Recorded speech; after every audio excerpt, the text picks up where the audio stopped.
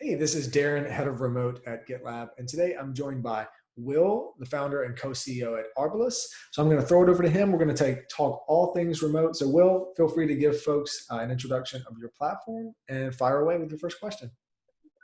Yeah, hi guys. So I'm Will. I'm British, as you can probably tell from my accent. I co-founded a business here in Europe, which is an expertise platform. So we help the largest companies in the world kind of engage with freelance experts pretty much around any topic. I guess I'm to some extent using my own product today by talking here. So we work all around, while we've got offices in London, Barcelona, and New York, we are sort of exploring the opportunity of working with a distributed workforce, both in the US and actually beyond the US. So going into Asia, other parts of Europe and stuff like that. So that's why we're here today. Awesome. So just to clarify, do you have offices right now, like physical offices where people commute into? Yeah, I mean, we do, but we have our largest team in Barcelona. I'm actually sitting just outside of London at the moment. We have a small office in London and we have a small office in New York. But our goal is over the next few years to kind of certainly not grow those offices too much and actually have a distributed as much as possible. Gotcha. Yeah. I've spoken with some companies that are essentially small enough that they could still kind of unwind the office and get rid of it completely. And I do advise, if that's at all possible, to do it from the standpoint of it puts every employee on a level playing field. So no one has this sense of potentially missing out on something that's happening in an office. It may seem like something that's subtle, it's not very important to the people that go into the office, but for someone that's 6,000 miles away and can't easily step foot in these offices, there's always that lingering thought of, what conversation am I missing that's not being documented? Is there some amount of information or project development that's going on that would be useful to my work that I'm not seeing or hearing because I'm not in the office? And the secondary side effect of that is, wherever you have offices, it creates sort of this epicenter of power from a decision-making standpoint, from a time zone importance standpoint. And so as many of those walls as you can break down, the better, the stronger the fabric, the cultural fabric of your entire team, not just the remote team, but even people that prefer to go into an office or go into a co-working space or something like that. That being said, that's definitely easier said than done.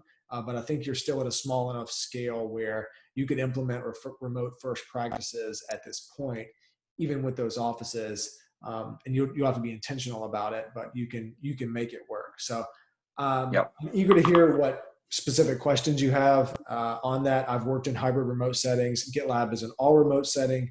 So hopefully I can give you some expertise and advice from both sides of the fence. Yeah, sure. So the problem that I sort of was looking to solve in this instance, because we've got a pretty, I guess our sort of tech stack is pretty sort of cloud-based. We're quite a remote organization in that sense. Even if we're working in the same office, it doesn't really matter. But I was interested in understanding how you do it almost from a logistical standpoint, from a practical standpoint. So we, for example, have been talking to someone in Korea who would like to sort of join the team and like to join remotely. And legally, I mean, I was grappling with how does one actually go about engaging with someone in Korea as an employee without maybe incurring, having to necessarily incorporate in those markets and stuff like that. And I wasn't sure if that was anything you mentioned that you have people not just in the States, so I imagine you have had to tackle that problem too. For sure. This is a question we get very frequently. So GitLab has people spread out across over 65 countries. So we pay people in a lot of countries. I'll say first and foremost, remote.com is founded by a former GitLab team member, Job, and they are specifically working to solve this problem. So remote.com wants to make it accessible for any founder to hire anyone in any country in the globe without having to go and individually incorporate in every country. So they want to do the legwork and then operate as a local system. Now they're just getting started, so they don't cover the world yet, but definitely reach out to Job at Remote and see if that's something that their team can help with. because he's coming from a place at GitLab where we've tackled the same issue. So he has a very fundamental understanding of what it takes to solve it. Here's how GitLab deals with it. From about 0 to 5 people. Oh, and by the way, this is in a handbook page, so I'll link this in the show notes for any other founder that's interested in this. From about 0 to 5 people, if we want to bring somebody on in a country, it usually doesn't make sense to put an entity in place in that country. It's a lot of time, it's a lot of money, there's a lot of upkeep, there's a lot of legal and policy that you have to grapple with. So from about 0 to 5, we'll bring this person on as a contractor, and we will pay 17% more than an equivalent full-time salary, because they'll have to take care of some things that you would get by default as a full-timer. And for the most part, that works out great. That delta in salary is enough for them to say, that's fine. I want to join your company. I want to join your culture. This is the team I want to be with. I appreciate that I get to work remotely from anywhere in the world. So I'll take the extra money and deal with all of the other ancillary things myself. Once we hit about 5 to 20, we usually look at, is there a PEO or a third-party entity that operates in that country that we could hire this person as a full-time employee, but pay them through this organization? So there's a fee that goes through that, but they get a slightly more connected experience.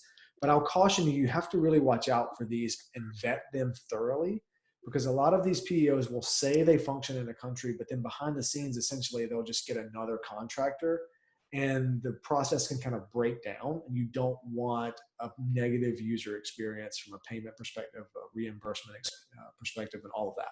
So watch out for that. Once we hit about 20 plus, it usually makes sense to put an entity in the country. It's usually worth the time and expense to do that. So I think right now GitLab is up to about 10 entities around the world. But there's no easy way to do it. If you're starting now, you're probably gonna have to bring in your first 5 as a contractor. And just be open and transparent and honest with them. It's like, listen, this is what we're up against trying to build an entity in this country. We want you to be the first person in this country. We believe in you. You're a great fit for the team. This is how we can hire you. Is this amenable or not? And I'll say, if you're hiring, if remote is a top priority for this person, so I've said that remote is one of the last remaining competitive advantages for a company to offer. It's the last remaining perk that is just not everywhere. There's foosball tables or free food or salary, title, ego, but the one thing that a remote company can give that supersedes all of that for some people is ultimate autonomy, freedom, and flexibility to live where they want. So that's how I would approach it, and I would just be open and honest. You're a growing company. In a few years, you'll look back and laugh at this because you'll have 40 people there, and it's obvious that you should have an entity. But until then, contractor is probably your best route. Yeah, and you, you don't have any issues with the local tax authorities or anything like that. I know people are getting tighter and tighter about employing people on a contractual basis. You have to, you will probably have to spend some money on policy and legal counsel to make sure that you're hiring the contractor in that country the right way. And it's usually less about getting paid and more about the ancillary things like making sure that your maternity leave and your sick leave and your mandatory or statutory vacation policies meet or exceed whatever is required in that country. So the broadest way to do that is take inventory of which country offers the most generous mandatory maternity and paternity leave and vacation and things like that, and just meet or exceed the greatest amongst all countries, so that your bar is higher than any bar that could be hit from any country. That way it's not, it solves 2 things. One, you don't have to worry about entering into a country where you offer something less and then you're going to get fined for it. But 2, it's just a massive competitive advantage where everyone is on the highest bar. No matter where they're at in the world, they all kind of benefit from each other raising the bar for each other. Yeah. Okay, great. Yeah, that was the sort of the main challenge. I think we were looking at professional employment organizations, I think they stand for, and they're quite expensive as well, right? It depends on how much you're paying these guys, but I think we were quoted anything. I think the cheapest was pretty much $1,000, but I guess that's probably because we were looking at one one employee. I imagine when you maybe hire 5 or 6, it gets cheaper and stuff like that. But is that more or less what you would expect to pay for this kind of thing? Yeah, they're expensive, and you're right. They're more expensive when you're not when you're just talking 1 or 2 people. Overall, a lot of the challenges in just running a business actually get easier at scale when you're running a remote first or all remote company. So you just kind of have to push through and get there. I mean, I tell people time zones is a great example where if you only have 4 people on your team and you're kind of equally spread out around the world, you could have 6 or 8 or 12-hour gaps between when people are awake. So the time zones are really problematic.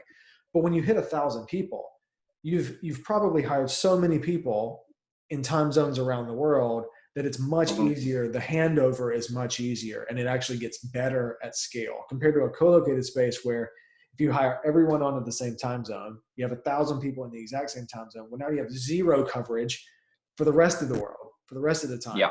So time zones get harder at scale for co-located companies, but easier at scale for remote companies. But that doesn't mean that the journey to getting there is without its challenges. And it's essentially you just making a bet on this is how we're going to scale the company. We're making a bet that by determining now that it's worth the hassle to hire the best talent anywhere in the world, no matter where they are, long term, that's going to pay off for us. Because you could take the quote unquote easy route and hire everyone locally. But at some point, you're going to look and think, like we're really limiting our potential because I took kind of the shortcut on payments and policy and time zones early on. But it's, again, like you got to kind of see into the future and look back and introspectively to get a fuller appreciation for that. And that's the same could be said about operating a company handbook first. You know, when you're 10 people, everyone's close enough that you're pretty much on the same page all the time. So you think, oh, I don't need to document processes. I don't need to document what we're doing on a day-to-day basis. I don't need to document the nuances of our values. But as you scale, you're kind of repeating this to new people all the time. It's very inefficient. You miss some things or some knowledge gaps. You look back and think, man, it would have been a lot easier to start documenting that with 10 people. We should have just done it then before we even needed it. This kind of feels like the same thing.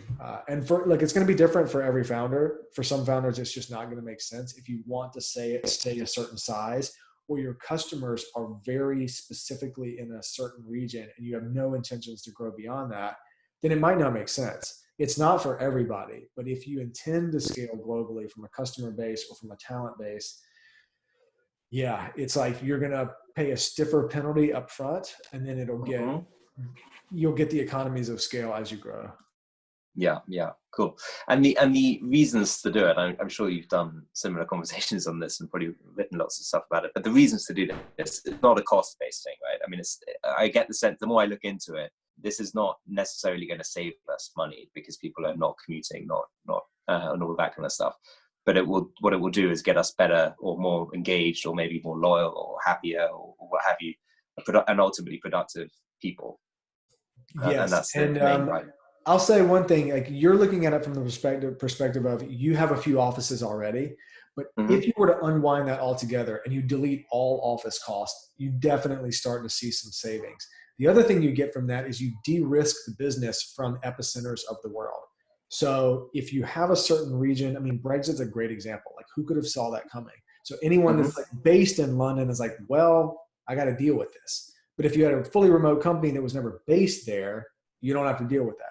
Same thing with San Francisco. United Airlines built their manufacturing and repair hub at SFO in San Francisco. They could have never foreseen the cost of living rise there, and now they have the most expensive airline manufacturing plant in the world because they can't just pick it up and put it in another place. So there is some cost savings. GitLab pays local rates, so you may be able to save some costs there, finding really talented people in places where you can pay them well above their local market wage. So they have an exceptional quality of life where they are, but it's still much lower than you would pay at some of the major urban centers like London, Singapore, San Francisco. So both parties can win. And again, at scale, that becomes an extrapolated cost savings over time.